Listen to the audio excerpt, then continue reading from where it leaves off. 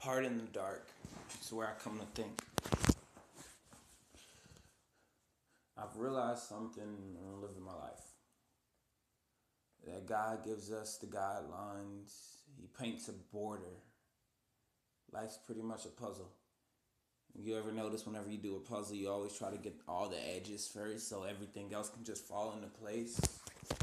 That's pretty much what God did. It's simple and not that simple at the same time, so to speak.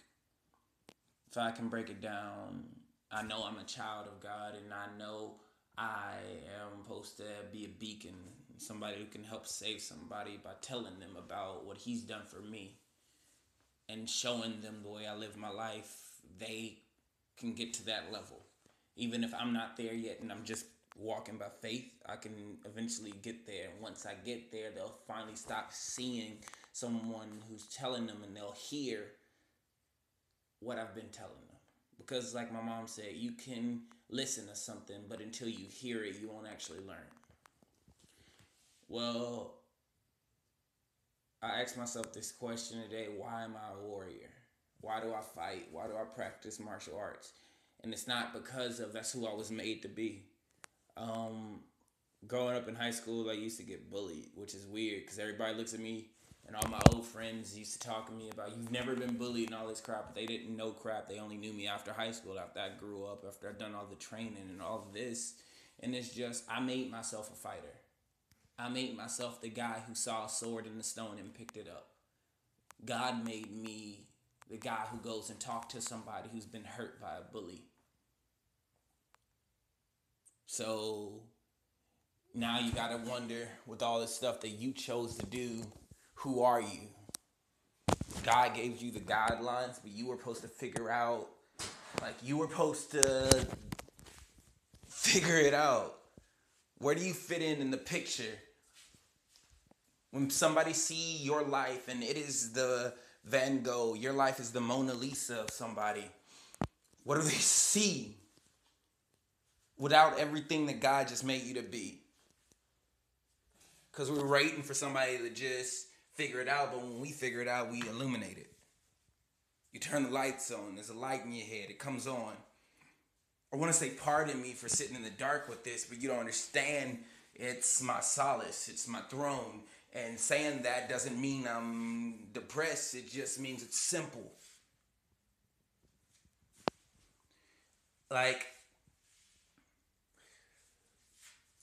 As day is to night, night is to day. You can't have one without the other. You can't have a son and you can't have a daughter without a husband, without a wife, without a connection. And the darkness is the connection to light. Because how would we appreciate the good that God gave us if we didn't see the bad that we came from? And where does this all fit in? And what I'm saying is, I'm trying to figure out pretty much what are we? If God didn't never give us the guidelines with everything we made ourselves out to be, who are we? Who am I? I feel like I should help somebody because I was raised to want to help somebody. But without what I was raised to do, what I choose to do is to defeat the odds. If you pick at me and tell me I can't do something, I'll do it to such a degree that you'll have to stop what you're doing to say, wait, what did I say about this guy? You say anything and I'll disprove it. That's who I am. I'm a disprover. You say I can't bench press 100 pounds. Give me a week and I'll find out how to do it. And if I only go by what I made myself out to be, who am I really? Like I said, God gave us the guidelines and we figure out the picture. We're innovators, we're dream makers, we're dream creators, but we're also dream destroyers. Because if we don't find out how to turn the light on, we'll just sit there in the dark, where I call home. But is it only home to me because I know that one day I'll open the door and the lights will come on? Or is it only home to me because I don't want the lights to come back on? The chill that comes over my back when everything goes dark. Is it because I know one day the light will turn back on and one day the hero will come and save the day? When I see the terrorists attacking the city and I see things blowing up, am I okay because I say, don't worry, because the red, white, and blue that is our flag, the red, white, and green that is your flag, whoever is the protectors are going to come save you? Or do I shiver and like it because this is what humanity is? Without God, what are we? We don't have fangs, we don't have claws, we have to make our weapons. And what we make, we destroy. And what we create is get controlled and warped and manipulated so everybody can sell it their way. But what are we trying to sell to ourselves? We sell ourselves short. And we can't even figure it out yet. I'm 22 and I barely have it figured out. And it's such a big degree of what I have figured out that it's not even anything. If you ask me what I want to do, I want to own my own company. I want to own my own production company, helping produce other artists, other Christian artists, other musicians, help get people off drugs. I want to own my own outreach centers to help people figure out how to manage their abilities. And that's so big to me, but it's so small to him. And you could shudder because you think, that's so big, what do you mean it's so little? But I'm happy because what I think is the world to me is only a dot on the map for where God's going to take me. And when I say take me, I'm not just talking about me personally. I'm talking seriously. Everywhere that you want to be, everywhere you're going to go, it's in his borderlines. And even when you choose to do and be who you want to be, whenever you go down the dark tunnel, you know that he's there.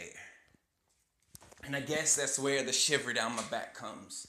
When I go down these dark tangents I have, and I smile in the dark, it is because I know that he's up there. I sit in the dark because I think the world's biggest lie is silence. Because since God said, let there be, there was nothing but chaos. He created something so beautiful, an angel with wings, something who can fly. And they were turned black and cast into a pit. He created humans, something so imaginative, it named everything on earth. And all we do is bury another body, put it in the dirt. Talk about this boy because he's not wearing a name brand shirt.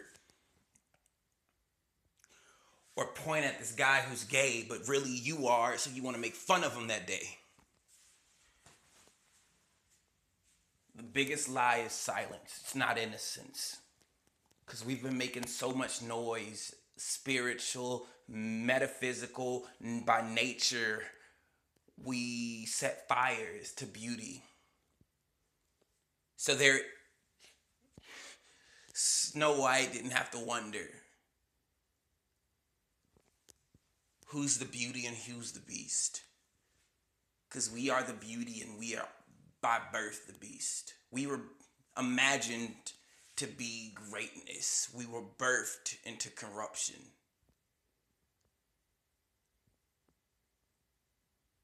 And still trying to figure out during this corruption, on my way out, when I get my dream settled, where are you going to take me? And do I meet my future wife before or after? Because until then, I'm sitting in the dark with the laughter. And then you turn it on again.